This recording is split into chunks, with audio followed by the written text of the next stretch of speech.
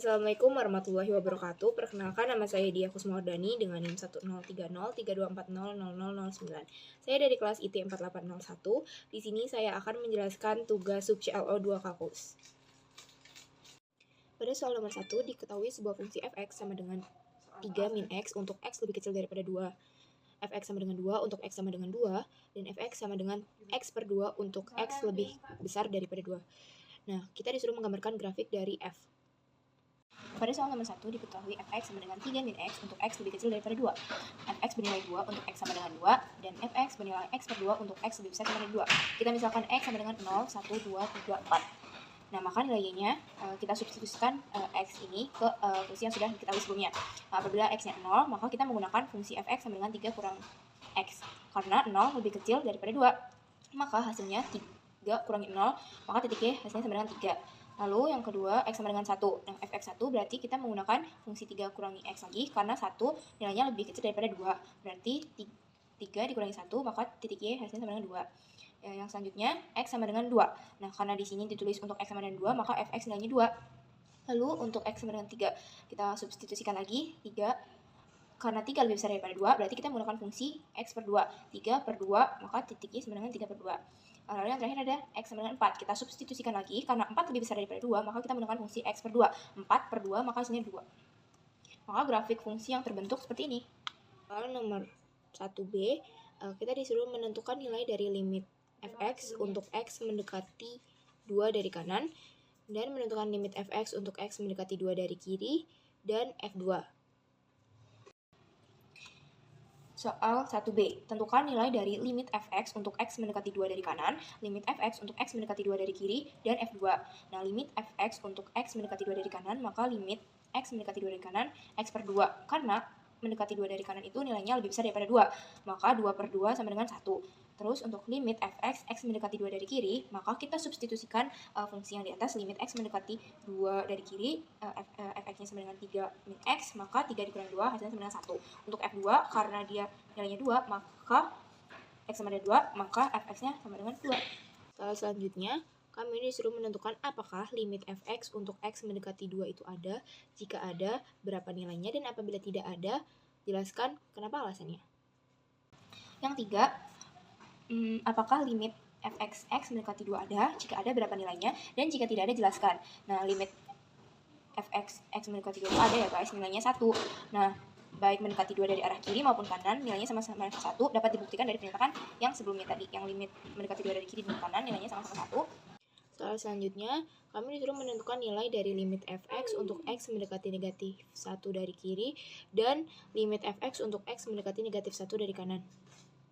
Nah, untuk soal D, tentukan nilai dari limit fx untuk x mendekati min 1 dari kiri, dan limit fx untuk x mendekati min 1 dari kanan. Limit fx untuk x mendekati min 1 dari kiri, maka kita menggunakan fungsi 3 min x, karena min 1 itu lebih kecil daripada 2. Nah, kita substitusikan nilai yang kita ketahui, 3 dikurangi min 1, maka hasilnya 4. Untuk limit fx, x mendekati min 1 dari kanan, kita menggunakan fungsi yang sama, karena min 1 dari kanan itu nilainya lebih kecil daripada 2. Maka kita substitusikan lagi, 3 dikurangi min 1, maka hasilnya sama dengan 4. Soal yang terakhir dari nomor 1, apakah limit fx untuk x mendekati min 1 itu ada? Jika ada, berapa nilainya, dan apabila tidak ada, jelaskan apa dan mengapa alasannya. Nah, soal tadi berhubungan dengan soal selanjutnya. Apakah limit fx x mendekati min 1 ada? Jika ada, berapa jawabannya? Dan jika tidak, jelaskan mengapa. Nah, karena tadi limit x mendekati min 1 jawabannya 4, berarti limitnya ada. Nah, nilainya 4. Nah, karena kedua limitnya sama bernilai 4, dibuktikan dari limit kanan kiri yang sudah kita kerjakan tadi. 3 min 1 sama 3 min 1 sama dengan 4, 3 min 1 sama dengan 4. Jadi hasilnya ada ya teman-teman. Pada soal nomor 2, kami disuruh menentukan nilai limit untuk limit 3 per x kuadrat min 4 untuk x mendekati 2 dari kanan, x mendekati negatif 2 dari kanan, dan x mendekati negatif 2 dari kiri. Soal nomor 2, tentukan nilai limit untuk limit 3 per x kuadrat min 4. Jika x mendekati 2 dari kanan, berarti limit X mendekati 2 dari kanan untuk 3 per X kuadrat min 4, kita substitusikan 3 per 2 kuadrat min 4. Hasilnya 3 per 0, 0-nya positif, maka menghasilkan nilai positif tak hingga. Kenapa nilainya positif tak hingga? Karena mendekati 2 dari kanan tuh kita ambil contoh 3 kuadrat 9, 9 dikurangi 4, 5 positif, berarti hasilnya positif tak hingga. Untuk B, X mendekati min 2 dari kanan, kita substitusikan lagi min 2 kuadrat dikurangi 4 dikurangi 4 sama dengan 0. Nilai negatif, maka masukkan negatif sehingga. Mengapa demikian? Kita coba ambil contoh min 2 dari kanan berarti min 1. Berarti min 1 kuadrat 1. 1 dikurangi 4 min 3. Maka hasilnya negatif tak hingga. Yang terakhir ada X mendekati min 2 dari kiri. Kita substitusikan lagi limitnya. Berarti 3 per min 2 kuadrat dikurangi 4. Maka hasilnya 3 per 0 positif, menghasilkan positif tak hingga. Kenapa 0-nya bisa bernilai positif? Karena kita ambil dari kiri, misalkan mendekati negatif 2 dari kiri, misalkan negatif 3 dikuadratin kan 9 dikurangi 4, 5-nya positif, berarti menghasilkan positif tak hingga.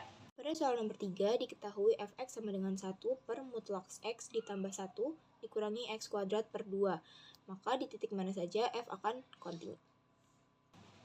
Nomor 3, diketahui fx sama dengan 1 per mutlak x ditambah 1 dikurangi x kuadrat per 2. Di titik mana saja f akan kontinu. Nah, jadi dari fungsi tersebut kita tuh mendapatkan dua bagian, yaitu 1 per mutlak x tambah 1 dan x kuadrat per 2.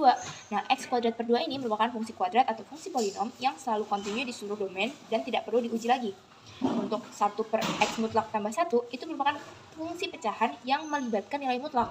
Seperti yang sudah kita ketahui bahwa nilai mutlak akan selalu menghasilkan bilangan positif atau 0 untuk semua x.